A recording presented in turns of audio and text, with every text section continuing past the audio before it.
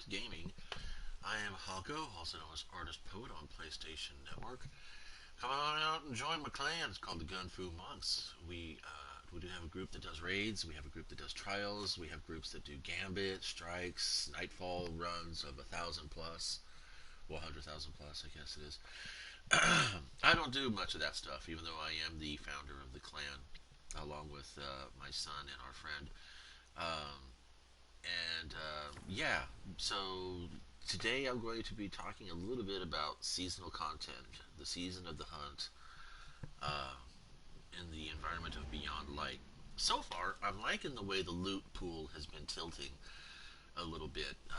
There's quite an opportunity for some really good guns, but there are some duds in there. But honestly, it's getting to the point now that Destiny has done a lot with sunsetting and encouraging players to explore and expand their weapon base. That there's really not any such thing as a dud gun in the legendaries and exotics, by the way. It's just how you apply it. It's kind of like you don't take a ball peen hammer to do roofing. It's just not going to work for you. Uh, just the same way as you wouldn't take a chainsaw to slice down strips of balsa wood as fillets or fillets for the for whatever. But in any case, so yeah, it's about tool usage, and the game is really every game is really about the tool usage and how you apply what you have and what you're able to take care of. Um, in that respects, the content, apart from the original pass through, it's a smorgasbord, a buffet of encounters, but not much diversity to it. You have the Empire hunts, which are like nightmare hunts. Only you can solo them. Well, you solo the nightmare hunts too, but you have legendary lost sectors that give you exotics if you solo them. So there's a lot of solo player content. It is very challenging to do so. Um, my particular interest so far, and we're just going to go ahead into the Drop them before director. they even see you. That's the Yes. way. Okay, Clovis, I'm going to have to step back because you're a bit loud. Funny thing, spoilers, and I don't care. Coming to find out, Banshee is an avatar of Clovis Bray. She has the Thank the same traveler for data brain compression. as Now, if only we Clovis could get it the understood. First, which is the AI I guess you encounter in the raid, and then you later on interact with for the chainsword. Which, as a Warhammer fan, yes, and it's a proper chopper too. I'm gonna segue here for a second. I want to show you this. We This need to is clear that backlog. seriously right. Look at this. Look, as Voldemort would say, look at it. Um, this is just it is like every How did the orgy, job go? every orc, every uruk, or what I don't know what they call them now in ninth edition, but every space orc's dream is this big chain chopper, and it's got like it's got a rocket. It's got a rocket right here to make sure that this goes in. And it's got this clever little pike right here that keeps the In enemy another from 20 pulling years. away. You get a body part in there or a torso, and it goes bang. Or maybe it goes bang. They're not going anywhere. It's like full rev up mode. It's just amazing, and of course the lore is kind of funny. So it's like from the desk of Clovis Bray, dear me. For one who has delved into some of the greatest secrets science has to offer, aka tinkering with the Vex, bad boy, you would think I'd find speaking with oneself rather monotonous. However, this very letter represents a They need this successful wrecked thing by culmination tomorrow. of all I have worked to achieve. You'll have questions, no doubt. Hopefully, by now, the AI has answered most of them, except one. Why? Legacy, of course, is the answer you'd expect from me. And rightfully so, it's not wrong, but it's only part of the story. Frankly, I'm alarmed. For We all need my to clear that successes in backlog. scientific research, I have lacked any substantial findings of an afterlife. All I could find is death, an infinite nothingness, no remembering my loved ones, no seeing them again, no feeling their touch or hearing their voices. In my pursuit of eternity in this reality, I have foregone those niceties, abandoned them, But you are a second chance, an opportunity to continue what I started, and hopefully in time make amends with those I've wronged. Attached to this letter you will find a gift, a blade built just for you. Keep it close. Never let anyone else take it. Stay alive for legacy. So it could almost be actually suggested that Banshee, while he may be Clovis the First's brain in a Another hunter brought these back. Take a look. in a rather overused and rewritten core, it could also be said that he is also the sun, um, and that implies a lot of religious connotations, which of course a lot of it has because um, Rasputin had created an avatar of himself in the form of what would later become Fellwinter, was seen both as Rasputin and as his son. All data has a lineage, So no this matter how ancient this or corrupted. this nodding Always towards stays the same. legacy seems to be a pretty cool thing. But anyway, back to my point. Seasonal activities. Well, with the moon, you've got the nightmare hunts. I've done a couple of them, and honestly, the loot that I get from them is like meh. That's a lot of the reason why I don't do very many of the activities and why I enjoyed the Black Armory so much. Not a single one of those guns did I ever go, oh, this was a waste of fucking space. Did I keep any of them? No. Because in the spirit of moving forward with the season, with the sunsetting and all that stuff, I want to entertain the idea that Bungie has our best interest in mind and explore this so-called trumped-up meta that they are presenting us, and seeing just about where it falls in my playstyle of my activities. Yes, I play the playlist because that's how you get pinnacle gear. I do weekly challenges because that's how you get pinnacle gear. That's all fine and good. I have no problem with that. But I found out that I don't need to do blind wells for powerful loot. I don't need to do Corsair down for powerful loot. Although I do want to get the Dreaming City sword back in my hands because, first of all, yeah.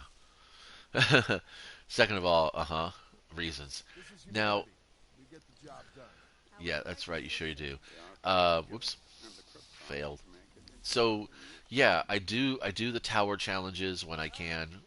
Mostly just like as always, featured on it was Gambit and the Black Armory, and I just really really enjoyed both those activities. I still like Gambit, but the Black Armory was awesome because nobody dicked with you in the Black Armory forges. There was three guys or girls or whatever.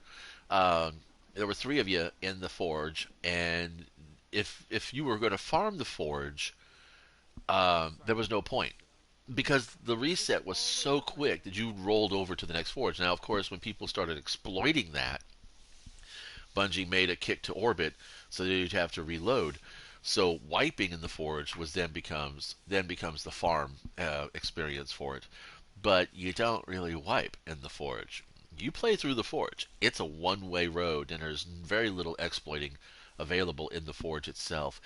And between Vex and Fallen and Cabal, you had a pretty good run of whatever bounties you had to take out, other than some of the Vanguard stuff. You could get your gunsmith bounties taken care of in there. You can get your some quest steps can be fulfilled in there. Not to mention the fact that it was just a nice, fun, easy, laid-back mechanic. Shoot the face off of a glowy boy, pick up the little ball, throw it into the forge, then beat up the big boy, and everything was fine. That was the way it worked. Very Prison of Elders, but very few, like stand on landmines or die, yes, kind of stuff. In the same way, Gambit is kind of the same thing. Shoot everything, pick up, little triangles, and throw them in the forge, beat up the big glowy boy. And so, everything was cool with that. I like that kind of three-step process. So, seeing the forges go in favor of other content is kind of a sadness. Now here on Europa, you get survival simulations. Now, I like these. They are seriously, if you're not into jumping puzzles and stuff, you could be frustrated. I got frustrated. I was like, oh, roll my eyes. out my freaking ass practically when I saw it was a jumping puzzle, platformer shooter activity. And I was like, oh, okay, well, it's good to kind of get used to that. I'm sure there's lots of it in the raid. Um, you do get remnants of darkness here, but this is your ability quest, so it's kind of like, yeah, necessary. I'm not quite understanding how the um, eclipse zones play into the game itself, other than the fact that there's probably something in there that I need to take care of. Maybe some weapons, and that's the thing. Is it's like the Empire hunts, the Nightmare hunts, the all that stuff is like I looked at the loot pool and I'm like not really impressed, unfortunately. Um, Going over here and farting around with the Crow, who is the seasonal activity, the core seasonal activity. I imagine the Empire hunts, like the Shadowkeep, Nightmare hunts, are just going to be an ongoing thing. Um, and of course, obviously, the Stranger is going to unlock new stasis abilities for us as we go exploring through the same fetch quests over and over and over. But here, dealing with the yeah, I haven't found, excuse me, any of those guns to be very much worth it. And this is what I'm trying to say. It's not that Destiny doesn't have enough content. In my perspective, there's not much to chase as far as the loot. Now, like I said, I'm super excited about the new season, the new direction they're saying that they're going to start taking out things that are capped at 1260. Let's see if I have a 1260 right here. Yeah, here we go. So these items are not going to drop from the loot pool anymore, which means that if you've got an old fashioned, you like the way it plays, but you want to farm for a better roll, good luck and get busy. I personally do not like the old fashioned. It's in my vault because it's a higher than 1235, and that's the thing I do. I have a one-page vault challenge, and I'm doubting my choice to go ahead and include to exempt armor sets because I'm looking at this. I don't think I need. I need a full set of. Well, I don't need anything really. I want a full set of the seasonal armor because there is a triumph to go for. I figured, what the hell, we'll go for triumphs. But that's just the thing. I don't really go for triumphs. Um, Hello? This is Sparta! Oh, I hit this over here. Stooge. I wish there was a way to sort this like you can on the app. Where you can get The war cult knows what's up. sort it by power, by weapon type, by damage type, and all that kind of stuff, or by item type. That'd be really nice. But yeah, see, you just whatever. Anyway, so yeah, that's kind of about what I'm talking about. Let's see, that's it's too low. 35 is okay, 36 is okay, 37s are okay. Let's go pick up some. Let's see what the bounties are. So, is it worth going through all of those extraneous quests and all those extraneous activities when they're pretty much Let's get started. kind of the same kind of situation? Um, in my book, not really. Just play however which way you want to play, but don't get yourself trapped in that FOMO state. Don't and don't and like yeah, okay, thank you. I gotta turn your voice down because you're like well loud in my head. Oh, okay. Here we go. But yeah. So, am I going to be chasing down Wrathborn? I don't think so. I don't really think so. Am I going to be doing Empire hunts? Unless it's part of a quest, probably not. Am I going to be doing the Strangers? Uh, quests. Yeah, I'm going to do that. I'm keep doing bounties for Banshee always. Um, am I going to be farting around with Gambit? Yeah, pretty much every day. Where can you find me? Well, you can find me on PlayStation 4, and I'll be focusing mostly on jumping around the map doing random shit. So that's kind of how I like to play. I like to play quick. That's what I'm saying. What the Black Armory Forges are so much more fun.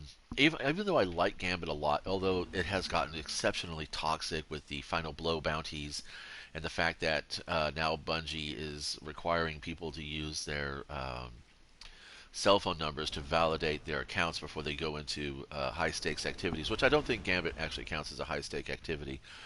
But it's driving a lot of the cheaters to console because console doesn't require that now.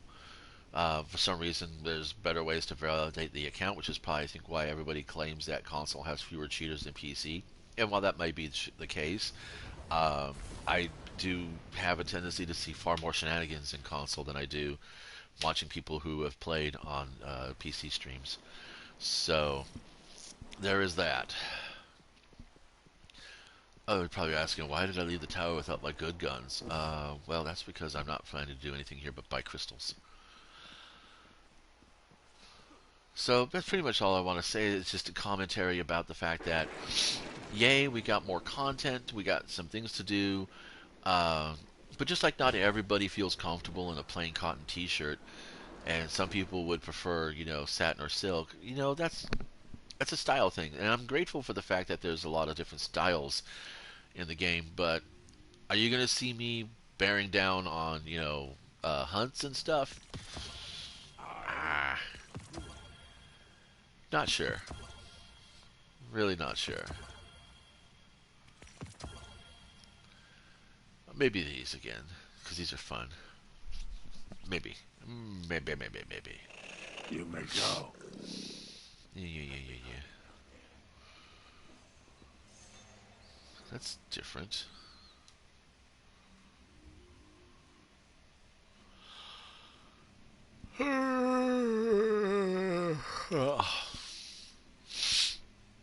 Is this supposed to get him reputation, or is these activities give him reputation?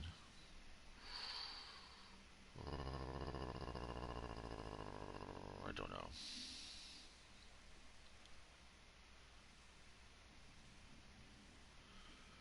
Weapons. Yeah, this is kind of like the prismatic decryptor or whatever it was called. No, not the prismatic. The dark mode thingy. So whatever. Okay, combatants with pulse rifles. That's kind of nice. Special weapons. Okay, we could do that. Defeat combatants with power weapons all over the system. I like this stuff. These kinds of bounties are really nice. Now, defeat combatants with finishers. Now, this is not going to be fire team. If I got a fire team with me, an actual fire team that I put together, and I'm the only one running pulse rifle, and somebody else is running pulse rifle actually. If two of us are running pulse rifle, but he gets all 30 kills, I'll get shit. And that's the way they like to do it, because it's all about that competition. But anyway, I'm out of here. Sorry for the bitch mess. It's not really that I'm disappointed with the season. It's that it just seems like there's a lot of it's just not. I don't see very many differences in the activities. And I tried to do another Empire hunt a couple days ago because I was able to do the Tech Priest. I mean the Technomancer's mission, relatively easy. The hunts are pretty manageable, but for some reason I was just flailing and failing so hard. I just got frustrated, and it's like I deleted them all, and I'm like, I don't, unless they really become necessary for a particular weapon that I've heard about and seen working, that I really want to try. Unless there's that kind of a attraction to it, yeah, you can play through the story and explore the activities, but I wouldn't get caught up in the idea of gotta catch them all, because there's no benefit to that. There's no benefit to that. There's no end game bonus to having a full set of anything. Just pick out your guns and have fun, and I'll talk at you guys later.